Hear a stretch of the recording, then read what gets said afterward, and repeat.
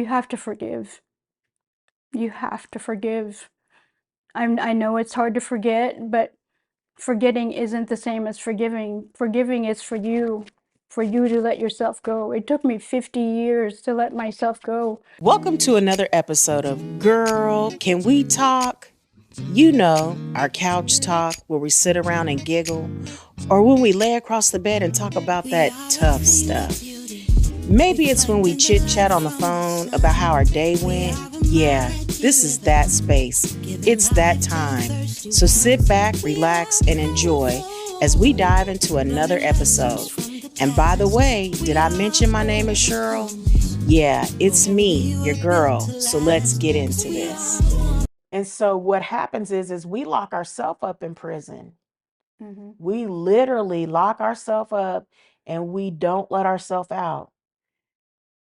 You're like, you can't see the light. You can't, I couldn't, let me speak for me. When I was in the midst of mine, I couldn't see color. And I know I've given this testimony before, but I literally only saw everything in black and white. Mm-hmm. And I tried to tell people that, and they literally thought I was insane. But I couldn't. I could not see the brilliance of red. Mm-hmm. I couldn't see the brilliance of pink, blue, yellow, green. It was like everything was black and white. There was nothing else but black and white. Mm-hmm. And I remember at the time telling my pastor, and I made the statement, I don't feel me. And he looked at me and he said, I can't help you if you can't explain what that means. And I said, well, how do you, I can't feel myself. Mm-hmm. That's the only thing I can explain it. That's the best way I know how. But what I was really telling him is, hey, I'm depressed, Mm-hmm. you know? So you have to be around people that recognize those signals, the people that have gone through the same thing that you have, that recognize those moods, those facial expressions, those small nuances that other people will not notice because they haven't experienced what you've experienced. And I think you have to kind of gravitate towards people. I don't want you to be codependents or anything like that, but you need to gravitate to people that are believers. You need to gravitate to people that love God, that focus on God. And you know, you may be called a lunatic or a Jesus lover or whatever that is, but you know what, he saved me, he died for me, so I'm going to follow him wherever he goes. And that makes sense because I'm not trying to be funny, but I probably wouldn't have died for you. And Exactly, you wouldn't why have wouldn't died for I me. wouldn't die for you, girl. But you know, that's what real love is. Mm-hmm. It laid aside its deity, it laid aside its grandeur, it laid aside its majesty, and he came in flesh like me and you. Like me and you. You know what I'm saying? Mm-hmm. He experienced this same life that we've experienced. He even have a man bun probably. He probably did. I mean, I He mean, was a Nazarene. He yeah, didn't cut so his hair. yeah, so But he lived this same life at a different time, but he experienced pain. yes. He experienced loneliness. Mm-hmm. He experienced rejection, probably at the highest level, Mm-hmm. probably more than any of us as humans have ever. He experienced joy. He experienced laughter, tears, all of the same love. He experienced all of the same emotions. He was hot. He was cold. Mm-hmm. You know what I'm saying? That we do, and we forget the humanity of Christ. Mm-hmm. We forget that he was man as well as God, Mm-hmm. and that if he could go through all these things and then still get up on that cross for me,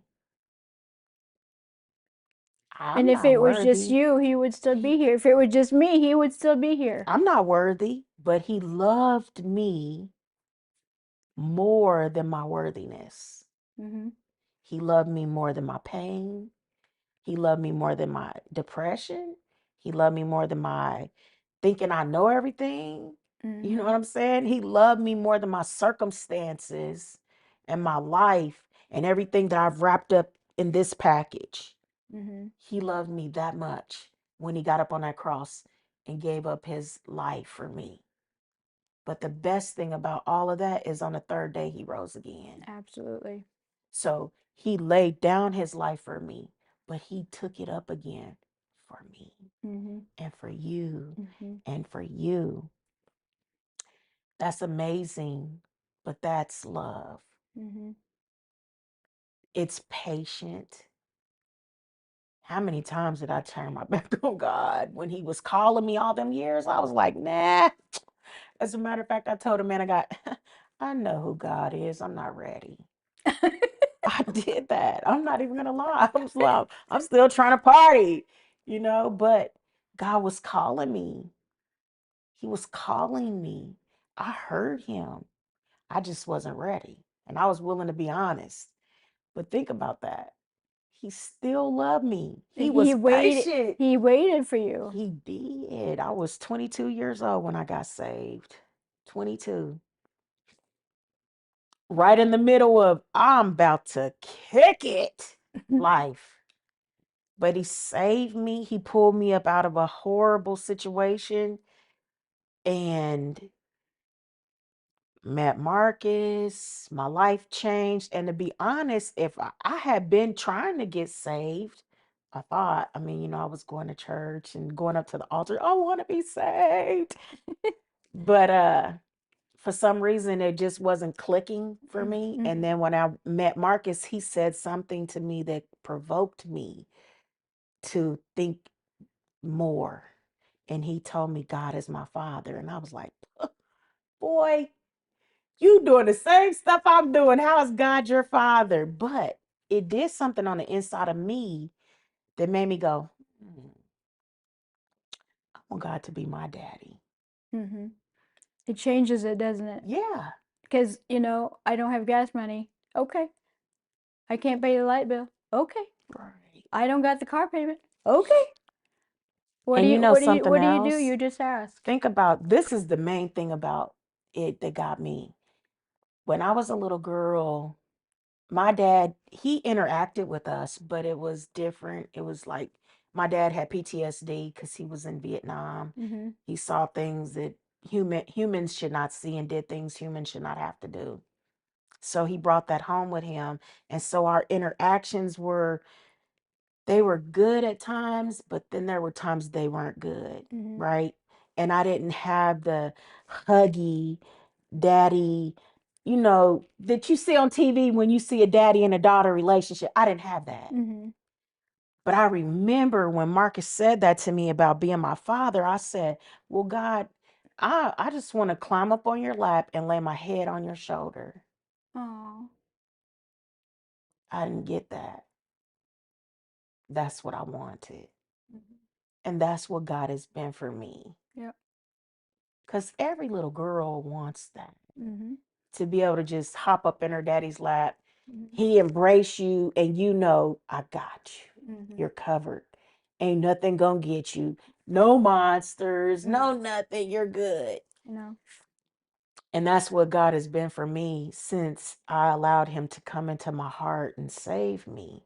But it wasn't easy getting to that point because I didn't understand it. I used to watch Marcus interact with our kids, and I would be like, daddies do that? I didn't understand it Yeah. because I didn't ever experience that part of fatherhood. And so, learning who God is, I learned that he's the same type of daddy with us. Mm-hmm. He gives us the grace to get it together, come sit up in his lap and lay our head on his shoulder. Mm-hmm. To, daddy, I'm scared. Mm-hmm. Daddy, I'm hurt. Baby, it's going to be okay. Come on, come here. I can make it better. Yeah. And realizing after the 56, this is my half of the 60 56-year-old, is the more I trust him, the harder the enemy attacks. Oh, I believe that.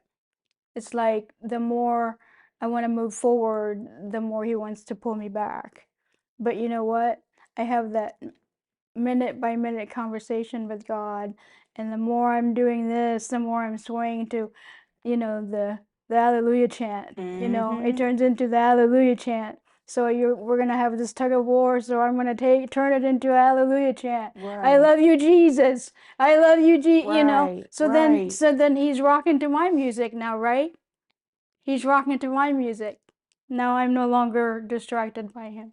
I'd like to take this time to thank everyone who has helped bring this about.